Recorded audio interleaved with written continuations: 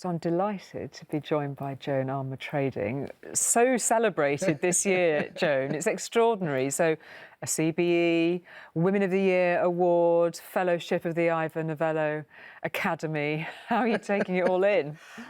Just about. But I've decided that the trick to getting all of these things is to just live a long time. That's actually the answer to it all. Because in December I'll be 70, and you know I would never have thought I would get half the things that I've got over the last few months. But yeah, that's the trick. Live a long time. Live a long time, Yeah. but I think it's a little bit more than that, really, given all that you've achieved. What do you think that little girl who grew up in Birmingham would make of it? That little girl in Birmingham really didn't think past being a songwriter. I was born to do what I'm doing. This is why I'm here. It's actually a great feeling to know why you're here, because a lot of people are questioning why they're here and wonder what the whole purpose is. And it's really quite comforting to know what the purpose of your life is. And my purpose is to write songs and to allow people to express themselves through the words that I write, because you know people have said to me that they've been able to communicate with boyfriends, girlfriends, wives, husbands with the songs because they haven't been able to say those words, and that's an incredible thing. So you've been this amazing conduit through hard times, really. So people have said that to you since lockdown, have they? Not necessarily. Well, actually, yes, I should say yes, because I've had quite a lot of emails saying exactly that. But what you have to remember is it's not just me.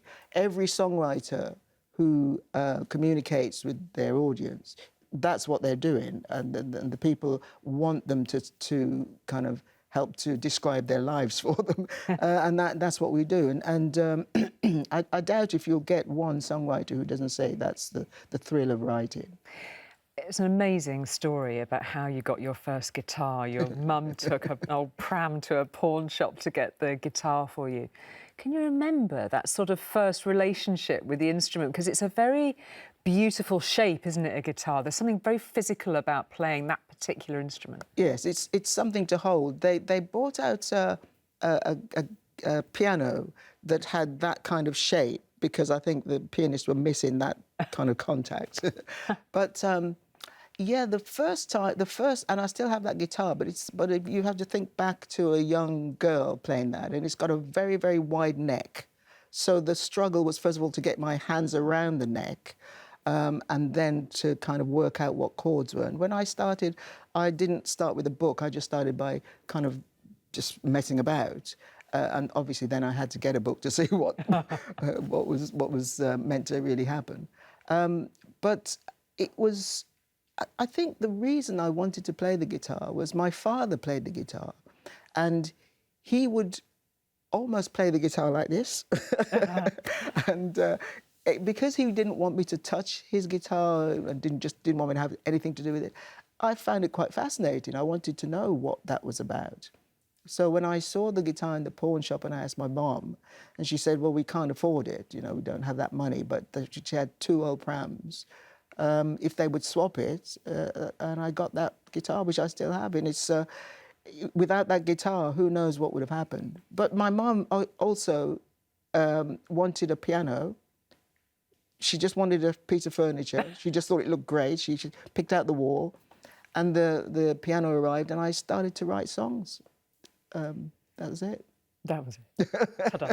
That was it. Yes. But you then, as a young black woman, had to get your foot in the door of the music industry.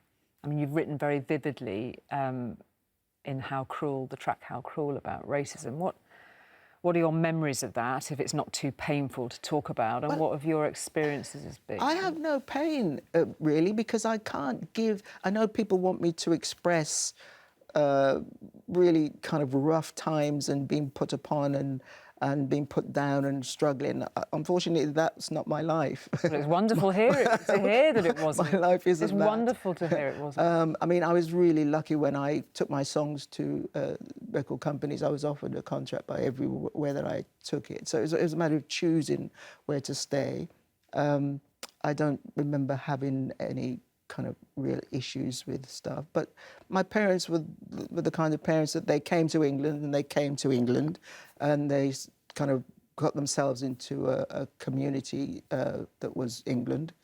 They didn't go to little Caribbean, whatever. They went to an English, British kind of thing. So my experience isn't as people would want me to say. Well, people would much prefer to hear that you say that you had a straightforward, good experience. It's a lovely thing to be able to hear. But you wrote about it though, so I suppose it's knowing that was there and knowing that was a challenge for so many people. Yeah, I mean, How Cruel is really it talks about, like, it says I had a dog and it was stolen. So it's about all kinds of different things. Some people say I'm too young. Some people say I'm too old. Some people say I'm black. Some people say I'm not black enough. I mean, it's not about racism as such, but it just brings into play all the different elements of people not being very kind.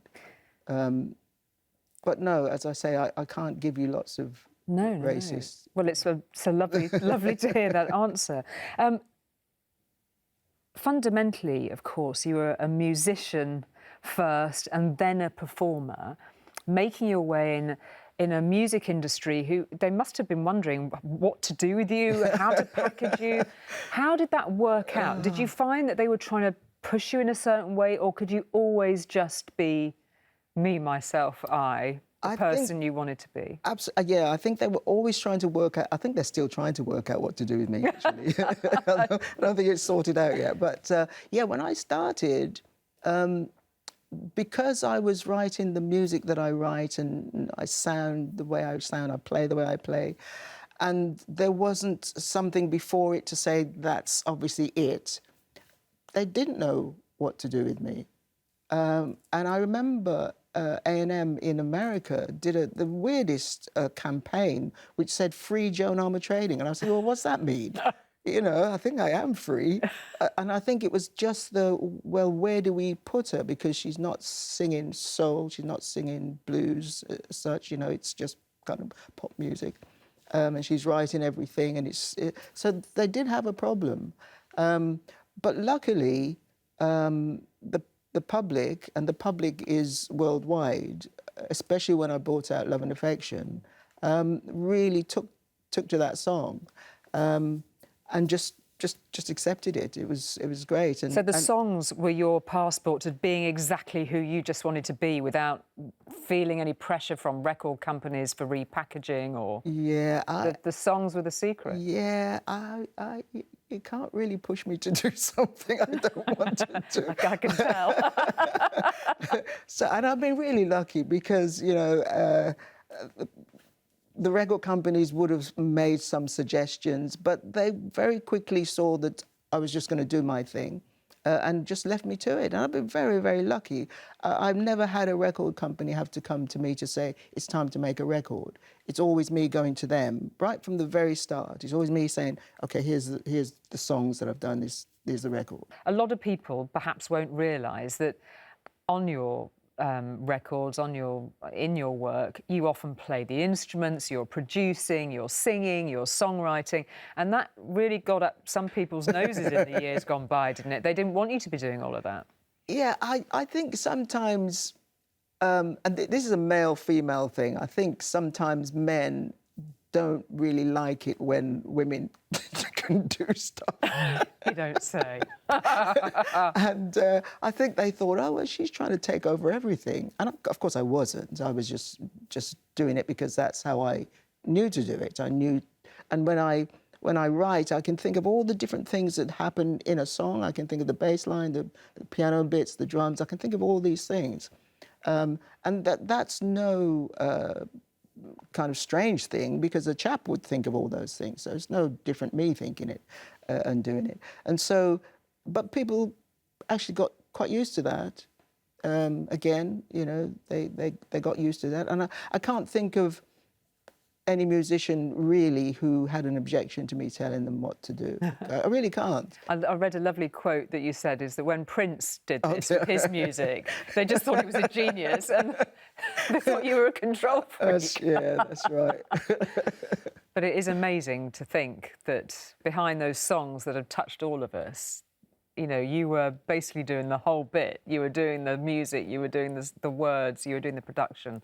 Yeah. It's incredible. I mean, in the beginning, although I was always writing and arranging the songs right from the beginning, but I did work with some fantastic producers who, I'm happy to say, knew that I knew what I wanted and so allowed that to happen. But also, I knew that they were incredibly skilled people and so was able to rely on them to give of themselves what needed to happen.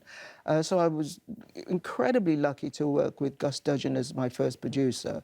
And Gus at that point was Elton John's producer. And Elton at that point was probably selling 1% of all records sold in the world. You know, he was massive. But Gus was incredibly understanding and just kind of stepped back and let me do my thing. And then I, again, was incredibly lucky to work with Glyn Johns, you know, again, one of the best producers in the world. So I've been very, very fortunate, some of the people that I've worked with, and very, very fortunate with the musicians that I've worked with, from Pino Palladino to Manu Katché. I mean, absolutely brilliant people. I've worked with Martin Knopfler, who still is my absolute favourite guitarist. And who sent you a lovely message on the Ivor Novello as well, and it was obviously a lot of admiration and love there as well. What a guy. I mean, he's such a nice chap. He's a really nice guy. And just talk to me about Nelson Mandela and that moment, because that is an extraordinary thing. I mean, everything about it, historically, musically, for you personally, that must have been huge. Yes, it was huge. And somebody asked me once, do you think Nelson Mandela was a truthful man? And I actually couldn't believe they was asking me that question, because I was fortunate enough to go to his house. I was on tour in South Africa and I got a call saying, would you come and meet Nelson Mandela? And I thought it was going to be a big, like, you know, whole load of people. But when I got there, it was literally just the two of us. But when you got out of the car to walk into his house, you could feel the atmosphere. You kind of walked into this wall of love. It was the most amazing thing. Everybody just loved him. And I went to Robben Island and the guards that were there had looked after him and they all wanted to be with him now that he was out. And they loved him. And that's somebody who was supposed to be a terrorist and supposed to be you know, somebody that you just wouldn't want to associate with. They wanted to be with him. They wanted to protect him now. And he had shown them that it was really about just being a person. And you don't often meet those kinds of people. And I did meet de Klerk as well in Europe, in Austria, I think it was. And he wanted to be more friends with Nelson Mandela than was possible, because obviously it wasn't really possible. But that you think, well, that's somebody who's had their minds changed by this person, you know. And he asked you to write for him and perform on a stage where he was too. Yes, he didn't ask me to write the song, but I was asked to write the song for him. And when I wrote it, and he heard it, he loved it, thank you. And then I was asked to perform it for him when he came to London to do a private talk. And he came on stage. In fact, it was with the Kingdom Choir. It's a song called The Messenger. And I did it, so that would be 2001. 2001, I did that with the Kingdom Choir, who I think are just a great choir. So I did that with them, and then I asked them to come when I performed it for him. I asked them to come there, and then I also asked them to come to Westminster again when I did another thing that was in celebration of. So yeah, he was just an exceptional person. You're not going to meet lots of people like that. That's amazing. What a moment to look back on your incredible career, and it's, you know, it's got a long time to go yet, we all hope. To look back on that moment, that was something else, wasn't it, really? And I've actually, talking about getting old, maybe I've just been made a trustee of the Prince's Trust, and I've been involved in the Prince's Trust since 1983, and it's quite incredible to see the trust go from something that was just offering £50 ago to people who wanted some help with, like, for instance, somebody might be a tailor and they need a sewing machine. £50 would get them a sewing machine then. To now getting big grants and loans. It does amazing work. Incredible work. And you know, the Prince's Trust has helped 1 million youngsters. I mean, that's a lot of people to help and support. And the pandemic, obviously, the Trust will want to continue helping again. Yeah, they do remarkable work. Since we've talked about the pandemic, it has disproportionately hit the black community, hasn't it? Very hard, especially those who've served in our NHS, of course. What's your reflection on that, and how has it impacted your family and you? I get very confused when I hear this thing about the black community, because what we have to remember is a lot of the carers and nurses and doctors are people of colour. They're black guys. Yeah. So it kind of makes sense that they, take a hit, because I don't know if you go to a black country whether the death rate in that black country is proportionate to the death rate in this country. So I'm not quite sure if it's just because you're black that you would it's because of the jobs that people are serving in the NHS. I think it's because of the jobs that people are serving in the NHS. And you have to also remember that there's more white guys than black guys. So when a lot of black guys dies, it looks really it's significant. In terms of how you've got through the pandemic, I mean, you did a last big tour, I think, in 2018. Yes.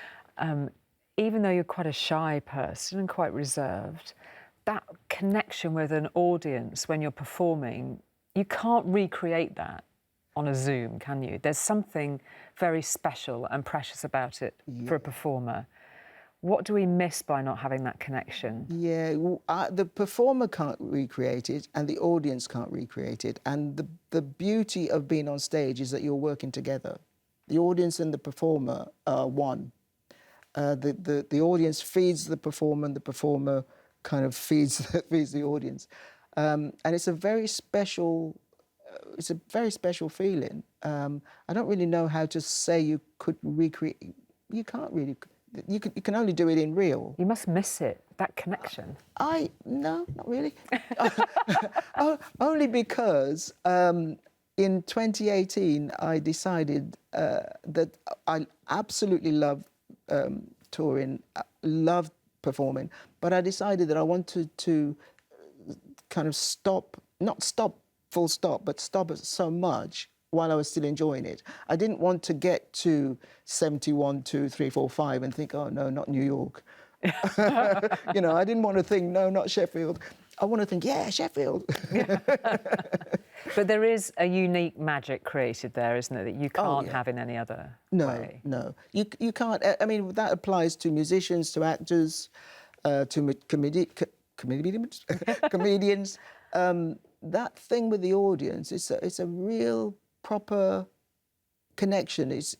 I love comedy, and to see a comedian in real and to just have that belly laugh.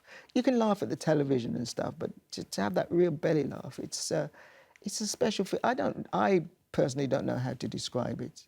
I really don't. And the hit that the industry is taking for all performers, whether it's the theatre, whether it's enormous concerts, whether it's Glastonbury, whether it's just small gigs that musicians depend on for their livelihood. Yeah. I mean, this is a really perilous time, isn't it? It really is, and especially for young musicians that are just starting out, who are making their living by playing in pubs and small clubs. They've kind of got nowhere else to go. Older performers who have got some kind of a back catalogue or a bigger audience that kind of will wait for them, if you like.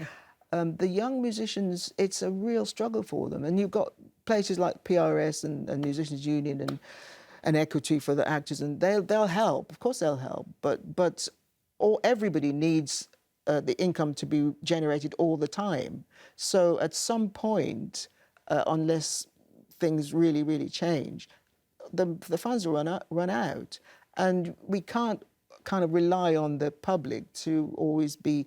Of course we can. We can rely on the public to be always generous, but sometimes the public need to look after themselves as well. I mean, we're nearly there. We're nearly done time-wise. But do you fear for the future of the industry, given how desperate it's looking? I think in the end it'll be all right. I mean, I can only think that. I don't want to think anything other than that. It's a bit not great at the moment, but you know, we all need that escape, and performers provide that escape for people.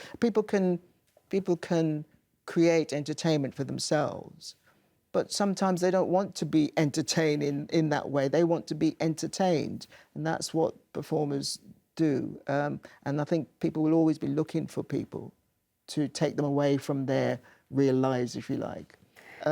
So I think it'll be all right.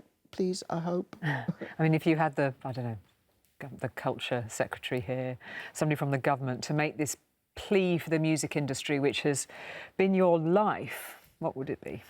I think I would say listen to some of the people who are really experts at knowing what would help, like Andrew Lloyd Webber, like you, Joan. well, but those guys, you know, they're in that very high position of being able to help a lot of people, whether it's the theatres that they've got or the plays they're putting on. They can help a lot of people, and they've got good experience. And I think really talk to those guys and let them guide you in what can be really helpful to the wider population of musicians and the entertainment industry in general. And you'll always find your way back to writing about love for all of us. Yeah, love is it. Love is all you need. Joan Armatrading, what a pleasure to talk to you. Thank you so much. My pleasure, thank you.